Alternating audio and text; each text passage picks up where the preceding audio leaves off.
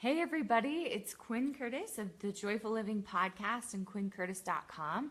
And I'm so excited to be joining you here live in our Joyful Living Facebook group. If you're watching a recording of this later, you can find that at joyfullivingmovement.com.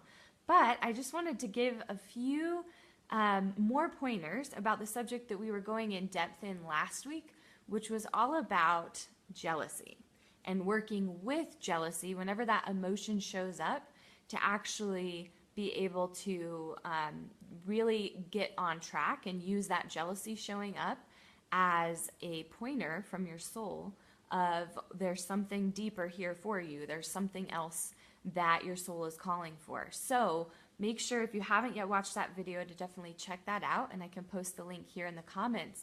But today we're going to take it a little bit deeper.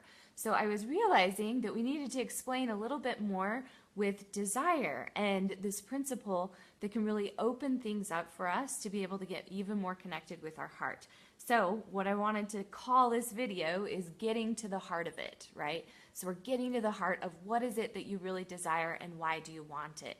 I wanted to go a little bit deeper in this subject because so often we get stuck at the surface level. So the surface level of desire looks like, for example, I want more money, right? Well, why do you want more money? I want more money so I can buy the things that I want to buy. I want more money so that I'm not sitting here stressed about my finances or struggling anymore in my finances. So if we just look at those surface level desires and the whys behind them, then it really limits our ability to get and receive what we actually are desiring. So we talked a bit about this last week, but I wanted to take it even deeper. So to really give you a good idea with this, for example, there was this amazing professor who did this video. He's, I believe, from Harvard. I'll post the link in the comments to this as well. But he had a brilliant strategy that he said. He said most of the time when we think of what our problem is, like if I were to ask you right now, what's your biggest problem or pain point? Usually people respond by giving a solution that they don't have. And I had to watch this a couple times to understand it. So stay with me, you'll get it. So he basically said, like, for example, if you were to ask what someone's biggest problem, maybe they would say, I don't have enough money. So he said that's not actually a problem because there's only one solution to it. The solution is get more money. So he said that gives no room for creative thinking, and it doesn't give you any space between the problem you're perceiving and the actual solution. So what he suggested is that you look a little bit deeper. Well, like, why is that a problem? If you don't have enough money, why is that a problem? Well, I can't buy the things that I want. Then you keep going deeper and deeper and deeper. So in this situation, we would say, well, why does that matter? Why does it matter that you don't have money for what you want? And why does it matter that you can't buy the things that you desire? And we'd get deeper and deeper, and we know we would get to the heart of it when your heart feels really activated, and also maybe there's some tears that start to come up, right? And so this might look like for someone, I just desire to feel free, right? So now we've got the problem. The problem is that you're not feeling free. And the solution that you've given is that if you had more money, you would feel more free. But he said, actually, you know it's a real problem if you can list at least 3 solutions, 3 different solutions for that problem. So if we take this problem of, I desire to feel more free, right? Now we have some room between the problem and some solutions. We have some flexibility to have some creative thinking. So now we're to the heart of it, then we can start looking at, well, what would help me feel more free? And thinking of 3 different things that would help you feel more free, that's actually doable. And that actually might even be able to start creating a little bit more of what your heart is really calling for in a way that's really in flow and natural for you, instead of your only solution looking like having more money. Does that make sense? So when I've done this exercise with myself and looked at my own situations, then I've looked at that, and be sure to comment actually below if you're getting it, or if you have any questions on this concept, please comment below or say hi. I'd love to hear from you. But what it's looked like in my own situations is that I've seen like, oh my gosh, I actually have a lot more flexibility in my life to create what I desire. There's always a fly when I do these videos. Sorry. Um, so, like a solution might look like, it would feel more free to me if we had a budget and I actually had like $50 of spending money every month. I could feel more free if I could, maybe I need to have a conversation with my husband about the ability for me to be able to go and have some girl time every once in a while. Because maybe this freedom issue, I've been putting it all on money, but it's actually not that money is the issue. It's that my relationship isn't clear and I don't have space and freedom within my relationship to actually take the action that I'm desiring to take. Maybe it's that you're wanting to write that book or start that creative project, and you think that once you have the money and that's resolved, then you'll actually be able to take action.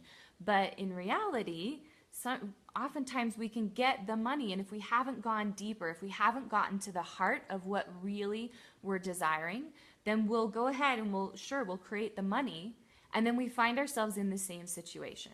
So our heart's desire goes unmet, which can be really frustrating and painful. I work with clients all the time that this is what they're struggling with. A lot of people come to me for brand strategy. I like to think of myself as a soul brand strategist, so helping people to really come alive in their lives and their businesses on a soul level and bring those soul desires that they're wanting to bring into their business or into their family, what they're desiring to create and the impact they want to leave in this world. So it's all about kind of midwifing that out of the people that I work with, and I love it.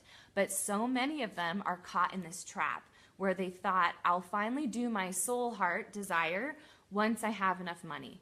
I'll finally follow my heart once my relationship with my husband is fixed, or once I'm married, or once my kids are out of the house, right? We have all of these this fly is driving me nuts. I'm going to stop letting it bug me. I'll try to ignore that it's here. But just recognizing that, oh God, I lost my train of thought for a minute. Sorry. Okay. So, but just seeing that there is actually no amount of money that you can create that finally will be like, oh, now I can do what my soul wants to do. Oh my gosh, I hit the point where I can finally do it. It's not about ever hitting that point. It's about choosing it now. It's about being clear on your desires and really getting deeper on what it is that you desire. And here is my secret sauce. This is my secret hunch, I guess. It's not so secret now because I'm sharing it with you. But I really feel like behind every desire, even when that jealousy desire can be triggered, I really feel like behind each of those, if we start asking ourselves, why do I want that? What is in that for me? Why does that look appealing? Then we'll actually be pleasantly surprised that there is a core, a heart desire underneath it all. Every bit of it. And so I continually have been testing this over the past few years.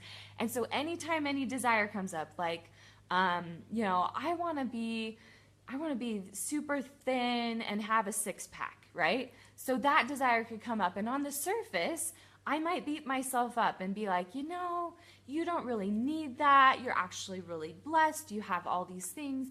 And what do you need a six-pack for? Like, are you going to go show it off in your bikini at the beach like you're a mom of 5? Let's get real, So I'm like going through these circles in my head, trying to talk myself out of wanting that six-pack and that level of fitness, right? But when I keep asking myself the question and keep getting to the heart of it, every single time I'll find there's something in that's a soul desire. So if I look deeper, why do I want a six-pack? Why do I want these things? And by the way, this is obviously something I'm still working on. I do not have a six-pack yet, so spoiler alert, it's not here yet. However, I know that by going deeper and deeper and deeper, I am getting closer to actually receiving and experiencing what I desire than if I were to keep it at a surface level. I want a six-pack, I don't know, so that I look good, so that I don't feel bad at myself when I look in the mirror, so that my jeans fit better, so I don't have love handles, right? We tell ourselves that those are the reasons why we want the things that we want, but in reality, go deeper, and you'll actually get to the core of what it is that you're really wanting. So when I dove down deep, deep, deep, deep, deep, what's behind this like six-pack kind of a thing, then I saw there is a core soul heart desire to feel and be strong in my core, the core of my being, the core of who I am. And of course, there's a connection there physically, right? Of feeling core strength in my body. But when I saw that the real thing that I'm after is feeling strong and feeling that sense of core strength in myself, then it made a massive difference. And now I'm making my decisions on what I eat, how I exercise, doing those things that I know will support creating that end result of a six-pack or just more health in that area of my body. Then I'm doing it from a place of what helps me feel strong. What would help me strengthen my core, both in my body and in my heart and my soul? And I'm making decisions from that place, and it creates a completely different experience. So then I'm not at the gym doing doing crunches, and knowing me, I'm not a person that is very good at forcing myself to do physical exercise. It's just never been my gig, and I am, namaste to all of you that is your gig. I really can't relate with that. And so if I was to take I want a six-pack, and I just took that to the gym, I would last probably one time at the gym, and I would burn myself out doing all these crunches, and then I would go home and be like, oh my gosh, there's still not a six-pack. This is so frustrating. I can never get what I want. I'm just always going to look fat and ugly, right? But instead, if I've gotten to the heart, the core of what the desire is, I desire to feel strong in the core of my being, then I'm making choices on how that's going to happen in ways that are actually in alignment for me, that are not forcing muscles to happen and not forcing myself to the gym, but I'm actually choosing things that are in alignment. So for me, one of the things that came up in this creative, what is it that my heart is needing and my soul is desiring with this? Then I saw that dancing was actually something that was in alignment and that felt fun and that would strengthen my core.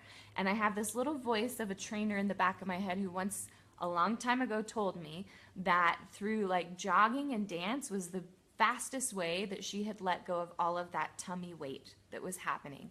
And she actually, I'll be clear, she said jogging, I heard dancing. Maybe my jogging looks different than everybody else's, but it's probably not pretty. But dancing, I can do that. And so then that shifted into, let's dance for 30 minutes. Let's turn on the music. Let's have fun. And then that weight started just coming off because of that. I was also able to help bring in some essential oils that could really help me on an emotional support level in feeling stronger in my core. And doing that work, bringing in essential oils, bringing in some healthy, strong foods that make me feel strong, the weight just came off peacefully. It came off awesomely, right? And of course, there's still places to go. And of course, now I'm looking at muscle toning, but it's coming from my core heart desire of feeling strong in the core of my being. And that's where the magic has happened, okay? So you really can create what you desire, but you've got to keep taking it down to a core level place. And so that's my invitation to you today. So look a little bit deeper. So whether it's jealousy, comparison, or whether it's just simply something that you're desiring, go ahead, take it deeper and look at, why do you want what you want? Why does that matter to you? What difference would that make for you in your life? Keep getting deeper until you can find that core heart reason of why you want the thing that you want, and it's going to open the doors to make it more peaceful and more likely that you're going to be able to reach that. It's the secret sauce. So go ahead, comment below, let me know your thoughts. If you've tried something like this, share your experiences.